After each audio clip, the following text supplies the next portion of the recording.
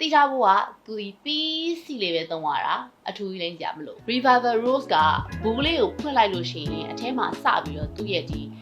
spatula လေးနဲ့ cover lid တွေကိုတွေ့မယ်ဒီ lid လေးကိုဖယ်လိုက်တဲ့အခါကျလို့ရှိရင်အထဲမှာ product တွေကိုတွေ့မယ်ဒါကတော့ဟနာသုံးထားလို့ဘူးကတော်တော်လေးယော့နေတာစားဖောက်တော့ဆိုလို့ရှိရင်အပြည့်ပဲအဲ့လေအပြည့်ယူအခုအနေထားရအောင်ဒီလောက်အနေထားယော့အောင်ဟနာတော်တော်အသုံးယူပါတယ်ကွာ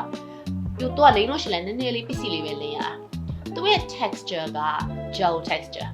gel type ဖြစ်တယ်เนาะညီမတို့အကိုတို့ကတော့ဒါ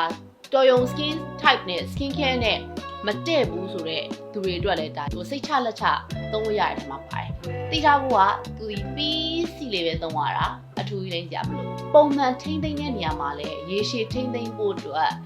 အကြာကြီးသုံးကျင်တယ်ဘယ်ဟာလေးသုံးရမလဲဆိုလို့ရှင် Revival Rose ကိုသုံးကြည့်ဖို့တော့ recommend လုပ်ပေးလိုက်ပါတယ်